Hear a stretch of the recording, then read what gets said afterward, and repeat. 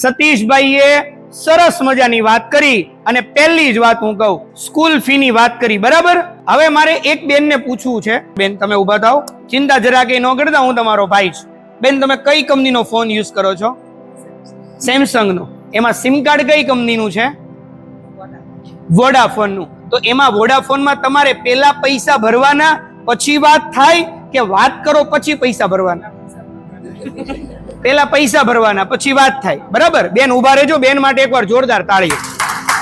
આમાંથી હમણાં હોટલ કે રેસ્ટોરન્ટમાં જમવા ગયા હોય એવા કેટલા? હમણાં 6 મહિના વર્ષ દિવસમાં. અચ્છા બેન ગયા હતા. બેન તમે જરાક ઉભા થાવ તો. યસ બેન, શું નામ તમારું? કૃષ્ણાબેન. કઈ હોટલમાં જમવા ગયા હતા? ગ્રીન સિટીમાં. બેન તમે જમવા માટે ગયા એટલે પેલા તમને કહી દીધું તું કે આટલું બિલ આવશે? નહોતું કીધું? પાકું? ઓકે બેન, ટોટલ બિલ કેટલું આવ્યું અંદાજિત? 18,000 જેવું બિલ આવ્યું. બેન તમને પેલા કહી દીધું હોય કે 18,000 બિલ આવવાનું છે તો તમને ખાવું ગમે? બેન ગમે? ન ગમે. એટલે પેલા બેન જે આ બાજુ ઉભા થયા હતા ને એ બેન, અને તમારું નામ શું કીધું? કૃષ્ણાબેન.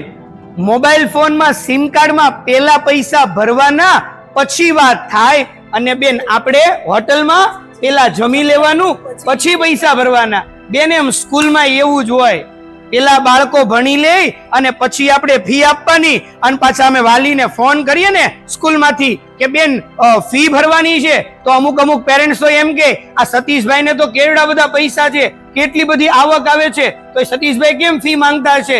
અરે બેન એમાં બસનો ખર્ચો લાગે, ડ્રાઈવરનો ખર્ચો લાગે, બસ મેન્ટેનન્સનો ખર્ચો લાગે, અને એમાંય પેટ્રોલ ડીઝલ પુરાવાનું હોય ને તો ત્યાં એમ ન કહેવાય તમારા ભાઈનો હમણાં પગાર ન આવ્યો એટલે તમે થોડો ખમી જાઓ, અમે કે ભાગી નહીં જાય. બેન એમાં સમયસર પૈસા ભરવા પડે, હા કે ના?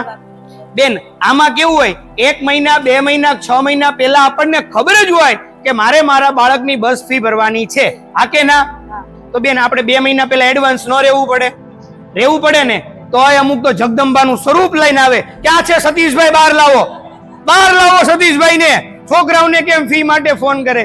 અરે બેન ફોન કરવા જ નથી, પણ આપણે રેગ્યુલર નથી. હનુમાન દાદાની જેમ યાદ દેવડાવવું પડે જાંબુઓને કે તમારામાં અપાર શક્તિઓ છે. સાચું કે ખોટું બેન? જોરદાર તાળી બધા વાલીશ્રી માટે પાડી દે.